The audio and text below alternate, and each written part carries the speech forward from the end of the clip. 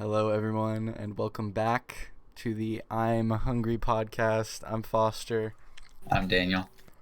and we're actually back another week in a row here. So that's Yeah, kind of impressive, we're sticking to a schedule. A little bit. We actually have like a little bit of a schedule now, so it's not bad. All Um, those who are waiting eagerly for our next episode, yeah, all of our this is your lucky viewers. day. But yeah, this week it's been pretty hectic, I would say. Not hectic, I don't know, but like a lot of stuff that happened. What happened this past Monday, Tuesday weren't really anything like crazy, but I was Yeah, just, really trying to stay on top of things. right. I mean, that Um, can be an event in itself. yeah, no, for sure.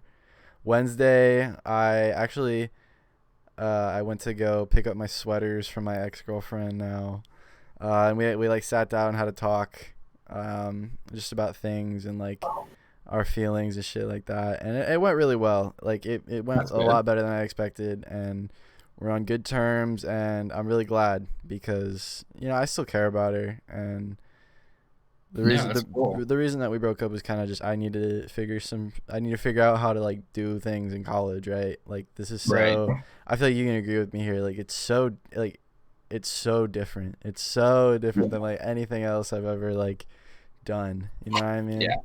for sure. It's Yeah, I mean, definitely understand where you're coming from. I mean, like, yeah, so that's cool that it went well. Yeah, so I like we talked about all that stuff and it went well, so I'm glad.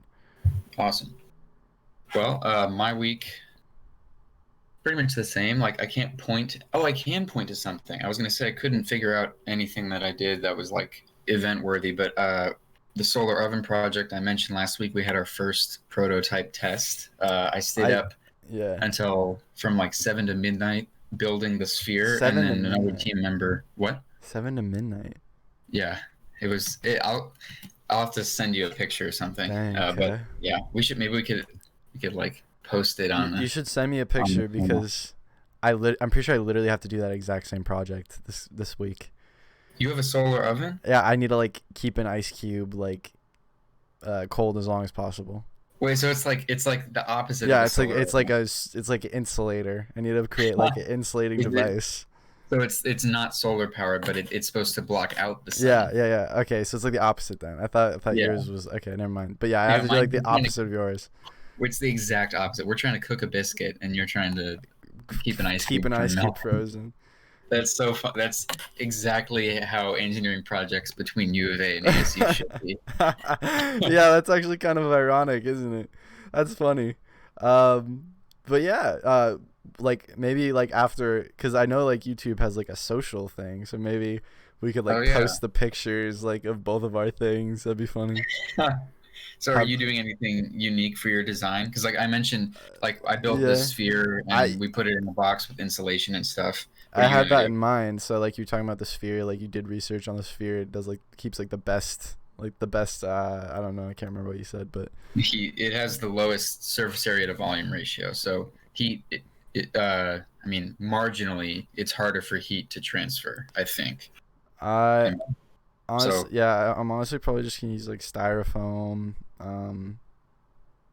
cardboard. Probably, I'm probably gonna like layer yeah, layer cardboard and styrofoam into like a sphere sort of thing. yeah, you could do a truncated icosahedron like we did. Oh wow, that's very neat. Yeah, I'm totally gonna do that all by myself. I did. I literally taped these 20 Go hexagons off. and 15 pentagons together Yeah, into this sphere. damn, that's crazy. But I mean, like it was. I guarantee it was easier than trying to make like just an actual sphere out of cardboard because like you can't bend cardboard into a sphere. So like you have to like sacrifice some of the roundness for construction easiness. Yeah. But anyway, that's cool. So I have to do that. I have to Um, finish that by next week. Um, what how do else? you measure how is it like how long your ice cube stays alive? we just like I'm pretty sure I have to have like a hole in it or something so I can like watch it. Take like a slow-mo video or like Right. a But how time long? lapse. How do you tell like how well your oven did? What's the metric? Seconds, minutes. Oh, okay. So it is how long your ice cube lasts. Yeah. That's how you measure it. Okay, that makes We have sense. to do like two controls and then our like actual thing. So we have to do one on like a table, one on like a piece of metal, and then like one in our machine. Oh, interesting. Yeah, that makes sense. I guess we don't really need a control for ours because it's unlikely that a biscuit will cook itself if left out on a You table. just leave it on the table. You're like, what the fuck? Like, there's a biscuit here. It's golden brown and perfect. Oh, dude, that'd be so crazy. Well, that's cool. Yeah, that's pretty much the only thing I did this week besides the usual, homework stuff. Midterms are kind of starting. Like this exam was kind of like my chemistry. Well, I don't know if we have a chemistry midterm, but there's a philosophy paper that's our midterm paper that is due in a couple weeks. I'm looking forward to writing that. I don't know what the prompt is yet, but I really like my philosophy class, so I'm excited to try and like actually write about it academically. Dude, philosophy's interesting as fuck. Like, I'm not even joking with you. Like, I am actually like heavily interested in philosophy. I've been watching this one YouTube channel called like his name's Sisyphus55, and he talks about like all these philosophers and like these like different like schools of philosophy. But he draws like these little like little stick figure drawings to like keep you interested while you're watching it, and it's actually it's super interesting. Like, it's super. I like the topics. I was watching videos on like Terrence McKenna and like Carl Jung and Aldous Huxley and like all these guys. Yeah.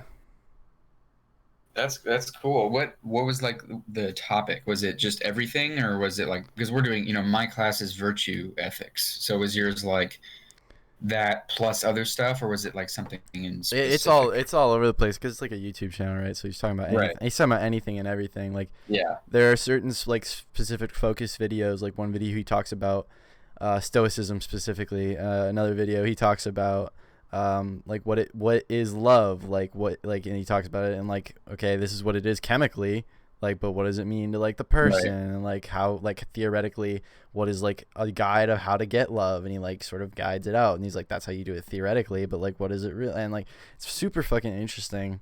Yeah. Like the videos that he does, like he'll do videos like sort of like biographies on like certain philosophers, so, like the guys I was talking about, Carl Jung like was one. He did one on Aldous Huxley, Isn't Terrence it McKenna. Carl Jung is a psychologist as well, right? Yeah. So like, He's like he did. I remember learning about him in my AP psychology class in high school. He did something. I don't remember exactly what he did, but he's a pretty important psychologist. yeah. Like he wrote this one. I really want to read one of his book that it's called The Red Book. It was literally banned in the U.S. for like a long time because they just didn't want people fucking reading that shit. Like, not gonna lie, a lot of my interest in this topic is fueled by a certain illicit substance that I take part in every once in a while. It's LSD. Fucking all these guys that I mentioned, they do like not hella LSD, but they do like a decent amount of LSD, and they just fucking, that's what the books I want to read are about. It's just like they write down like their experiences and like how it like changes their lives or like makes them see things differently. Dude, I'm a little bit of a hippie, not even gonna lie. Didn't I? I think I did my AP biology, that AP biology project on LSD. Yeah. I'm Oh yeah, like, I remember that. And I was like, you ever done LSD, Daniel? You're like, no. And didn't I ask Tillier? What if she had? Yeah, I'm pretty sure I did. Possibly. I mean, I wouldn't put it past you in that class. Yeah, I can't remember. That was such a fun class. I actually got credit for that class. That was like the. I know. I didn't. It sucks. Maybe I got we something. talked. I don't Pretty know. sure. I Pretty don't sure. think I did. Pretty sure we talked about this, but yeah, this is Yeah, like. we did. We mentioned that in like the first episode or something. Yeah. But yeah, AP Bio. Who would have thought? That's the one, like pretty much the only AP class I got credit for. But yeah. Awesome. Either way, but yeah, man, LSD's fucking sick. If you ever, like, listeners, if you ever want to take LSD, be safe with it, be smart with it, make sure you know where you're getting it from. Make sure it's real. You don't want to get fucking fake shit. Are we like sanctioned to give This is free. public This is free speech, bro. I'm allowed to say whatever I want about this. I'm not on LSD right now. Right. I don't have LSD. I do not condone this message on my end. It's purely educational. It's purely educational services. From Foster only. From me, an experienced user. Shit's wild. I love that shit, bro. Like, not even gonna lie, that shit's crazy. It's such like a, it's like you can't you can't describe it to someone who's never done it. You can't describe it. It's literally undescribable. Okay. But it definitely, like, the more you do it, like, once you do it like 2 or 3 times, like, I would say even like after the one time, it makes you think a lot more about, like, life and, like, who you are and what you're doing and how you do things and how you talk to people, the kind of people you want to be around you. Like, it's fucking, it's, I would say it's helped me learn more about myself. Is that what inspired your interest in psychology? Yeah, because it's all like what do things mean to you? Because I don't really think that there's any one right answer. I think that it's all just like however you can cope, right? I like, in my opinion, life is just a bunch of shit. It's just a bunch of absolute trash, and like all these different schools of philosophies are just how people cope with the shit. And it's like I just find it interesting to like look at how different people handle things, whether it be like a Tibetan monk or like a fucking, like, look at Nietzsche. He's just like, the world is shit. I'm gonna live in the mountains for the rest of my life. Like, what? He's like, I'm gonna live in the mountains for the rest of my life by myself and just be sad. Oh, that doesn't sound fun. Oh yeah, but. Well, I mean, that's similar to like my view. Like right now we're reading, so my class is virtue ethics, and we're looking at Aristotle right now. And, he believes that, he argues that virtue is an intermediate between, the different virtues are intermediates between the different vices. And you have to aim away, you have to avoid the extremes and find the intermediate, and that intermediate can look different for different people, but the goal is to have an excess of intermediacy between vices, and that gets you to virtue. So it's pretty interesting, and the way he presents his arguments, I really, really like, because it's extremely logical, and obviously it has to be, but I don't know, I feel like when I'm reading, it's pretty dense, but I'm reading it, and I am reading it for comprehension. I'm like, yes, I understand what you're doing here. Like, I feel definitely connected to what he's thinking. It's pretty cool, because I feel like it's difficult to have conversations where you can have something presented so concisely and in a way that isn't, he does it in a way that isn't trying to dissuade anyone's view. Specifically, he says, this can look different for different people, but he's still giving this what he hopes is an objective guide for being a virtuous person. It's pretty cool. Yeah. But like I was gonna say, so that's like my romantic side looks at that and says that I think that could be a model that I'll follow. But my rational side knows, my belief is that the universe is just everything. The universe and everything that is in the universe just happens. Yeah. And there's no point to anything. So the things that are alive in the universe that can think about it in that way can just do what we want. And I think the best way and actually Aristotle does kind of line up with that view, because he talks about objective happiness and how you can find that through virtue. So, and I think that's what I think I should try and do, is to find objective happiness. Like defining your own. Exactly. Yeah, like sort of like defining your own purpose within like the world. Yeah, I don't feel. I mean, obviously, we don't want to. For our audience, we don't want to try and enforce any kind of message. But my personal idea is that the universe is just a thing with lots of stuff in it, and I happen to be part of that stuff. And so I can do what I want. I can create my own philosophy within the universe that I know or that I think doesn't have meaning, but I can still create what I call my romantic philosophy, which is, what I want to do with this happenstance that happens to be me. Yeah. So I'm pretty. it's pretty fun. If I'm not mistaken, I don't know. Of course, I don't got these shits memorized, but like I'm pretty sure that is like what like nihilism is basically saying. Because like the guy who created nihilism, Friedrich Nietzsche, he was like, the world is shit, everything sucks. Like we're not here for any specific reason. So he was sort of like a real Debbie Downer, you know what I mean? Yeah. Like he just was like a kind of an asshole. But then people like read his shit, and then like they sort of took his works and like defined that what you're saying around it. I'm pretty. This might be a completely different thing, but I'm pretty sure it's nihilism, that like we're not here for like any specific purpose, and like that we define our own person and happiness and like life, basically, you know what I mean? Yeah. I mean, I don't know. I feel like I don't know anything about nihilism either, other than like something like roughly implied by The Good Place, the show. But Yeah. I mean, I think you're right. Nihilism like started out as more of like, or I don't know anything actually. So I'm just gonna. What I think it is it was, like you said, just proposed kind of like as a Debbie Downer kind of thing. But then you can take it that way, or you can take it in a way that is kind of more positive, where it's just, or actually more neutral, I think. And I think being more neutral is being more positive, because then you're free to be more positive if you want. It's just, I like that kind of philosophy. It's very interesting. I think it's very, there's so many different like schools of thought, and like this like in philosophy in general, that and they're all so really interesting to me, and they all like it because they all make sense in like a way, because it's like, yeah, I can totally understand how like that would be a prevailing thought. One I really like is Stoicism and like Taoism. We were reading a lot about that. We've like Taoism's like old Chinese shit.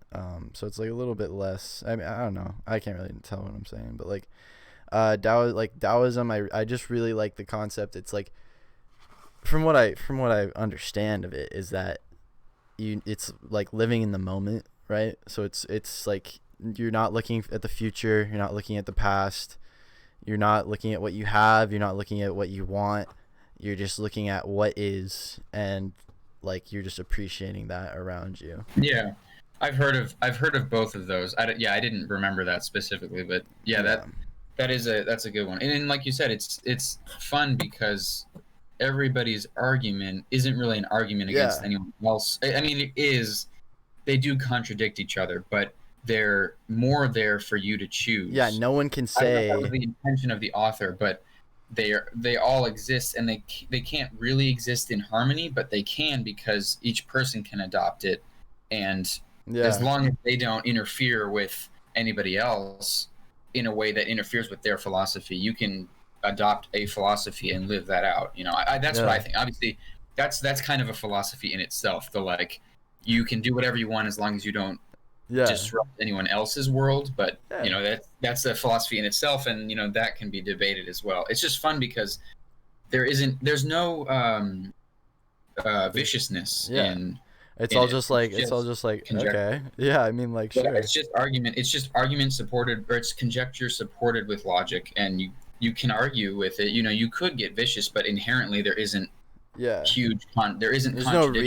no reason to get vicious. Exactly. Yeah. Because you're not going to be able to prove that you're right. You're not going to be able to prove the other guy's wrong. It's just like, if you're getting mad, you're just sort of a bitter person, I guess. Huh? Yeah. Exactly. You just got to be open-minded. Yeah. It kind of teaches you about open-mindedness too. Yeah. But and then like Stoicism is like it's basically just sort of like, it is what it is. Like that's basically the gist of that one. But right. Exactly. Like, it's all like all these sort of like things that like about as a kid, or like these concepts, they get like a little bit expanded on the more you look into it, and it's actually I just think it's really interesting, like all of it. Yeah. Well, if you're in the audience and you know more about Stoicism or Taoism or any of the things we just talked about, and you think that we're not interpreting it correctly, leave a comment and Hey let man, us know what you think. yeah, let us know what you think. Because as we know on the I'm Hungry podcast, we have zero evidence for what we're talking about. Yeah, other than no, what we do. what This we is remember. completely just off the dome. Yeah. So, like, Go. the audience could, if there is an audience, it'd be interesting to like have like people come in with their input. Because I mean, we're like, and tell us, like, actually, this is more like what Stoicism is saying, and then we, in a subsequent podcast, be like, okay, well, now knowing this, what do we think? Maybe, yeah. Go and if you want to learn more about it too, go check out that guy's channel. I'll link it in the description. Check out the description. Yes. But yeah, that guy, I really like that guy. You should check him out too, Daniel, if you ever get the chance. I think he's pretty neat. Yeah, I'll for sure. Link it and I'll click on the link. Yeah, I'll link it in the description. But yeah, what else happened this week for me? Thursday. My sleep schedule is so fucked. Like, I know I can say that all the time, but it's so fucked. It's a little bit less fucked, but like it's still pretty fucked. The past 2 days, I've been going to bed at 4 p.m. and waking up at like midnight, and I just stay up. What the heck? Wednesday afternoon at like 4:30, I was like, I'm gonna take a nap, and then I woke up at like 12:30, and then I was just like, well, guess I'm up now. So I slept like a good 8 hours right there. Yeah. And then like last night I was like, I'm gonna take a nap. I went to bed at like 5, and then I woke up at 2:30 a.m. and I was like, well, so yeah, I've been up since like 2:30. It's 5 o'clock now. Typically this is where I'd be going to bed, but I got plans tonight. I'm not gonna let it happen. Wait, so I thought before you were like staying up all night. Yeah. Then you decided, when you decided to take a nap, all that lost sleep like caught up with you, and then you ended up now you're like reverse cycling. yeah. It's like I'm literally going like overlapping itself. Yeah. Yeah. No, I think I've been like analyzing sort of like my habits. I feel like I just get really freaked out by the concept of like sleeping, if that makes sense. Like when I go to bed and I'm like, okay, it's sleep. Like say it's like 10 o'clock or 11 o'clock. I'm like, I need to go to sleep. Like calling it sleep, it freaks me out because I'm like, fuck. If I don't go to sleep, then I'm not gonna get enough sleep. And if I don't get enough sleep, then I'm gonna be tired. And if I'm tired, I'm not gonna be productive. And I'm not productive, I'm not gonna graduate college. But like when I go to bed at 4:30 in the afternoon, I'm like, I'm gonna take a nap. So nap to me is sort of just like it's just sort of like, I'm just taking a nap. Like it's just maybe casual. There's a way for you to relate. Maybe there's a way for you to like associate nap with actual sleep. Like at 11 o'clock, just like somehow get yourself to be okay with going, I'm gonna take a nap, and then you'll actually end up sleeping through the night. I feel like for me to get in that mindset, that requires me to be in the mindset of I am going to be awake 24/7. That way, anytime I'm asleep, it's a nap. It's true. Maybe I could try that. Maybe I could trick my brain into just being like, it's just a nap. I don't know, but there's also something very comforting to me. I like having so I have blinds in my room. I like having them like half open. Something super comforting to me of just having the blinds like half open and seeing the sunlight streaming through. Yeah, and that is. I don't know. It's just, to me, that's like, yeah, nap time. Yeah, it's like in the afternoon. Yeah. Yeah. Oh, I guess that's when you said like afternoon sunlight in the right way can definitely make you just fall asleep.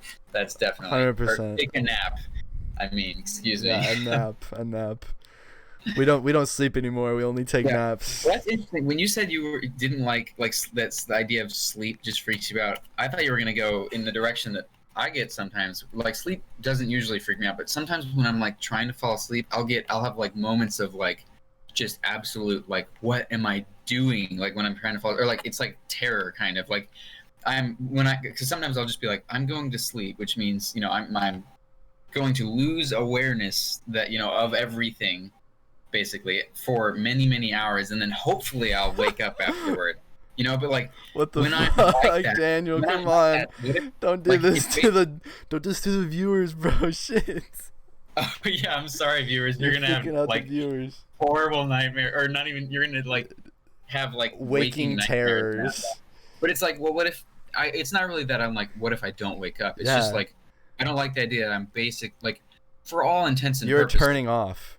I'm basically dying, Yeah, right, every night, and then it's hopefully waking up. The hopefully part isn't so bad, but I just don't like the fact that I'm unaware of the entire universe at that point. Except for dreaming, you kind of think you're more. Your brain dude. starts to become more active. You supposedly you dream every night anyway. Oh, Um, I just had the biggest like galaxy brain idea.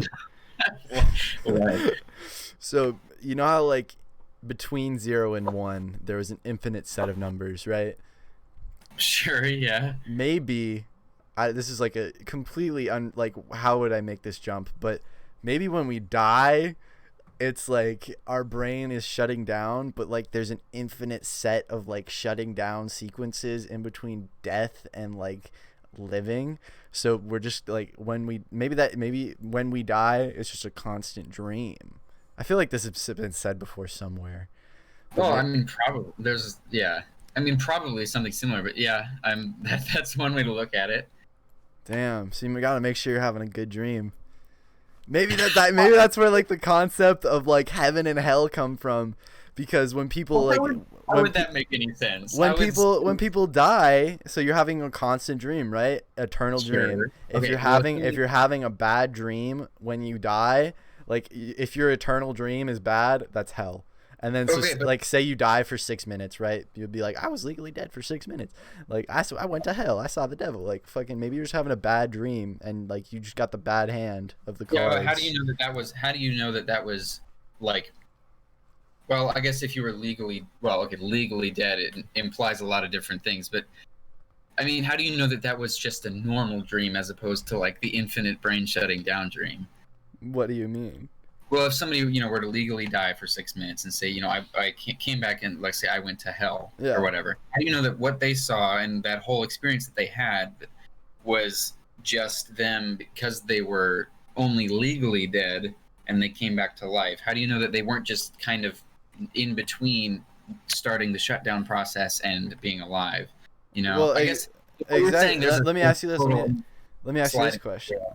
Let me ask you this question. So say you go to bed, have a bad dream, you wake up, oh jeez, I had a bad dream. Damn. Say you die, you have a bad dream, you don't wake back up. That's hell. That's hell. Well, I understand that. I'm just the how would anyone communicate that to the world like that? So like because the it's idea like of because like say you die, legally die in quotations. I'm putting air quotes right now. Legally die for 6 minutes. You wake back up. You saw some crazy shit. It was a bad dream. You're just like, whoa, that was a bad dream. But then the doctor comes up and is like, you were legally dead for 6 minutes. You're gonna be like, I was in hell. You're gonna be like, I was in hell. But the idea that that's where the concepts of heaven and hell came from doesn't make sense, because it's very unlikely that somebody was, when those concepts were created, whenever that was first, which is like, that's a debate on its own. But if there was a moment where those ideas were first created by like one person, what's the likelihood that that one person like died, like getting like smashed their head on a rock or something, and then somehow woke up again? Or maybe they got struck by lightning and their heart stopped, and then they got struck by lightning again and it like restarted. Like, well, I don't know. It's very unlikely that anyone could have communicated that idea at the very beginning of that idea. I don't know. It might just be like very vivid. I don't know about you, Daniel, but I've had some very vivid dreams. I've had dreams about like fucking getting poked and prodded and stuff like that, and I feel it. Like I feel it when I wake up on my body. I'm like, holy fuck. Like what just happened? Like I feel that shit. So like I can picture like fucking ancient Jerusalem or something, like some dude just having like a really vivid ass dream, and he's like God, he's like there's God, like God exists, and then his friend's like, what the fuck is a god? And he's like, I don't know, but it's there. You know what I mean? Like I don't know. Like, well, that could be. Like who knows? Obviously, again, to our audience, This is complete just our conjecture just for fun. So we're not trying to, fuck religion. Religion doesn't exist. No, stop. No, I'm being kidding with you. So like it's just it's impossible. Like we were talking about philosophy, it's impossible to debate, and like you can't tell me I'm wrong. Most of the time you can, have different opinions about it and still live in harmony. Like it's just that's what I think is the best way to live in a world where there's so many different perspectives. Yeah. But yeah, I mean that's an interesting thought. And that's why political parties are fucked. No, I'm not gonna get into that. New topic. All I'm gonna say is that George Washington in his farewell address told us that political parties should not be a thing, and look what we did. We fucking made political parties. I don't know. It's not about political parties anymore. It's about class, anyways. Class is the new divider. It's about a lot of it's about a lot of divisions. But, a lot. But anyways, death is just an eternal dream. That's our conclusion for today. So make sure, is it our conclusion? Do you have to go? Well, I mean, it's been, how long has it been? Like 40 minutes? It's been like 30, 31. I mean, I feel like we're kind of approaching a natural stopping point, if not already there. We don't have to be already there, but I'm saying that's our conclusion for that conversation. Okay. Death is an eternal dream. Death is eternal. So you better make sure you're having a good one. How would one do that? You literally can't. I don't know. Like, be happy. Be content. Don't be afraid of death, I guess. Like, so when you're dying, you're not freaking the fuck out, and you're just sort of like, ah. Yeah, that could work. So at the beginning of August, I had like a really scary thing happen to me. I was like, I don't know what it was. I think it was like some sort of panic attack or something, but I got home from work and I was pooping. I was on the toilet. And then all of a sudden, like, I was getting really cold, right? And I was just like, oh shit, I guess that AC's up. I'm like, damn. So I crawled in my bed after I was done pooping, and I noticed that like my hands and my feet were like super cold. They like numb almost. Like they're just super, super cold. I was like trying to warm them up under the blanket, and they wouldn't get warm. And then I felt like my heart started beating really fast. I was sweating. And then I couldn't feel my hands. I started to not be able to feel my fingers. Like it was like, like when your foot goes numb or something like that, it like tingles. Yeah. My hands started to feel like that, and I was like, holy fuck! My heart was beating super fast. I was like convulsing, not like convulsing, but I was literally like I wasn't able to control my movements. Like my arm would just like jerk. I would have like spasms like all over my body. I was breathing real heavy. My heart was going fast. I was convulsing. Couldn't feel my fingers. My toes were cold. Like I thought I was dying. I thought I was having a heart attack. Like I straight up was like, I'm gonna die here. And I told my mom how I was feeling. I thought I had like COVID at the time, and we went to the hospital, like get me checked out. I was gonna ask, like, I'm glad you told somebody and got checked out. Oh yeah, no, I thought I was gonna die, so I was just like, goodbye, goodbye mother, goodbye sister, I love you. But basically when I got to the hospital, they're like, yeah, I probably have COVID. And like they tested me and everything, and like after I got to the hospital, I felt a lot better, just because like I was in a place of like medicine, like they could treat, could fucking help me if I wanted to. But I legit thought I was gonna die, like not even joking. Like straight up, I was like, I'm having a heart attack right now. I'm gonna die. Like I can't even like describe it better than like just like I was like, yeah, like this is death. Like this is death. And it was kind of comforting. Not gonna lie. Like the feeling. I don't know. Like there obviously I want to do so many things in my life. I want to do some like great things in my life, but just the thought of like, like it was out of my control. Like I can't fucking do anything about this. Like if it's my time, it's my time. It was kind of like comforting. Not even gonna lie. Yeah, well, I mean, like they say, death is the only certainty in life. So that, I mean, if you look at comfort as certainty, then that is the only comfort in life. I was like, the perspective you could have. I went like right before we go to the hospital, I was like, I thought for a second, I was like, this is gonna be like my last fit ever. So I made sure I was dressing. I got my fucking Jordans on. I got my I put on my Jordans. I was looking like fly as shit. I was like, woo, like all these people about to walk in here, they'd be like, "Oh no, he's dead. Damn, he's got some nice ass shoes though. Like, damn."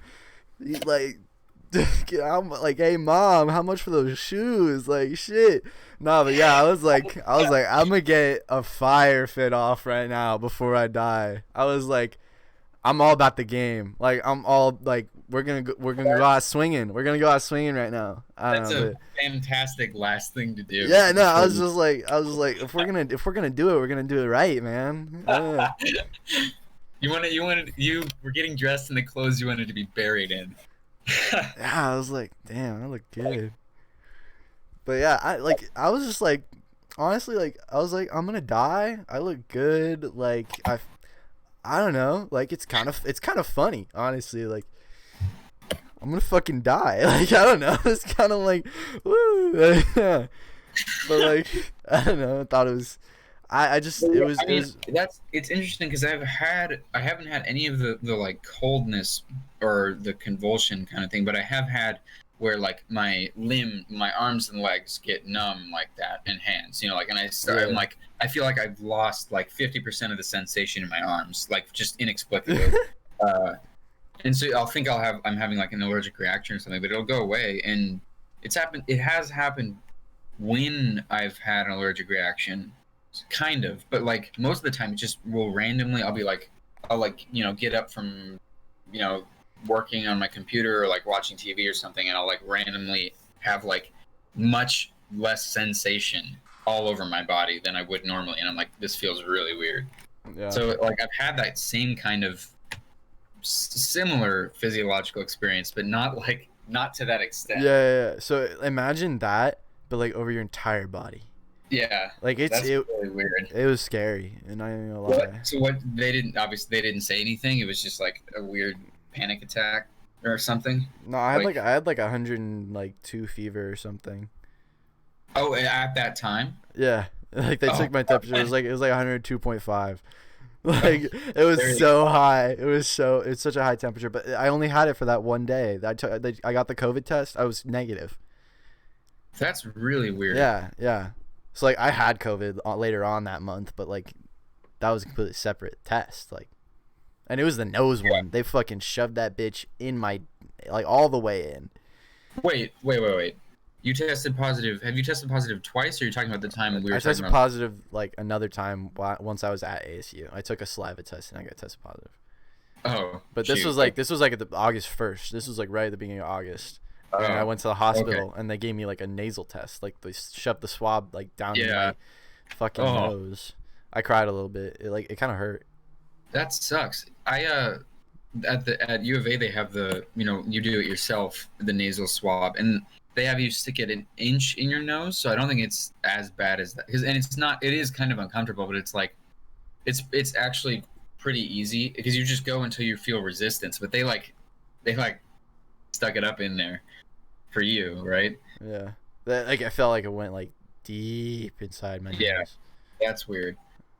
Yeah, huh. I don't know. Well, I mean, maybe it was like a precursor to COVID. Like, how soon was that like episode before you got tested positive? Like 20 days. Weird. Yeah, that would make sense. I don't know, man. Very strange. Yeah. It may be like a random series of stimuli, like, just triggered some weird glitch in your brain or something. Like, I feel like that. I think it was just like a stress attack and something like that. Well, that's what I'm saying. Because like I was working hella that week, and like college was stressing me out so much, and like just being stuck inside with my family was like fucking ass. So like, I think it was just like a combination of stimuli right there. Like, just weird. There's things that were probably like mounting stressors. Mhm. Yeah, it was, but yeah. Death. I don't know. I was like, I'm ready. I was like, I'm ready. I was like, I'm ready, bro. But yeah. What else? Today's Friday. I had an essay due on Saturday, but I finished it already. Nice. It was 6 pages. I've never written a 6-page essay before. I think Dang. I think I was kind of bad, but like, you know, I mean, at submit least you got it done. submit something, you know, Yeah, right? I'm doing something Saturday, so that's why I wanted to get it done early. yeah. I'm visiting. I'm actually at home right now. I'm visiting since I Oh got home yeah, yesterday. I remember you telling me about that. Yeah, visiting for the weekend. So I'm Nero, sitting. how's Nero doing? He's good. I'm sitting here at my desk. He's looking at me in the front of the tank. I Very fed good. him. He's very happy. Very good. He Very good. definitely recognizes it. Yeah, for all of you who don't know, Nero is my African mud skipper. But he definitely recognizes different people. Like my mom was saying that he's like, when they come in and feed him, or when they come in my room at all, he'll be hidden. He'll be like, you'll see ripples in the water, but he'll be gone. Like he'll hide in his hole or something. Oh yeah. They say that recently he's been a little more friendly, but like I came in and he, walked up to the front of He the was tank. And, like, "Oh like, he's like, hey, "Hey, haven't seen it's you in a you." while." Yeah. Hey. That's So neat. That's he's actually an really neat. extremely intelligent fish. Yeah. That's cool. Yeah, he's a friendly little guy. He still gets like weird moods. Like sometimes I'll be able to pet him with the paintbrush that I've got, Oh yeah. and sometimes like, I tried yesterday and I like reached down in there, and started brushing his side with the paintbrush, and his fins immediately were like stuck straight up, and he's like, "Ah," and he got really. Like, he'll get extremely pissy Don't do sometimes. that. I think he was hungry because he hadn't had. We ran out of crickets, and I just got some more today and fed him, and then after that, now he's like, He was like, "All right, yeah, he's chill. I'm not But when I'm he's not hungry, hangry anymore." yeah, when he's hungry, he doesn't dig, he doesn't climb on stuff. He just sits at the front and kind of just looks depressed, and obviously he's very angry. But then when he's fed, he's like, now I'll like after I fed him, within minutes he was like making some adjustments to his burrow and climbing up on the rocks, hanging out. He's got very distinct moods. Yeah. So, Well, we're at like 42 right now, so I think all right. I think it's a good I time think- to end. That's Yeah. that's usually what our episodes seem to be going at, is like 40, little bit Yeah. 40. I think that's a good time. But yeah. You're back at Well, home. Sunday Nero's today, doing good. Wait, what? Yeah, I said you're back at home. Nero's doing good. I'm just chilling. Yeah. Talked about LSD and death. Philosophy and death. That's gonna be the title. That's gonna be the title of this one. Philosophy and death. But yeah. All right. Cool. Well, I feel like this was a pretty good episode. I don't know about you, but Yeah. I feel like this is a pretty good episode. Let's review our own episode right now. I'd give it like an 8 out of 10. I don't know. I agree. 8.5. Link in the description for that one dude that I watch on YouTube. So yeah. You got anything else to say, Daniel? No, I think we're good. Thanks for listening, everyone, as always. Yep. All right. Catch you on the flip side.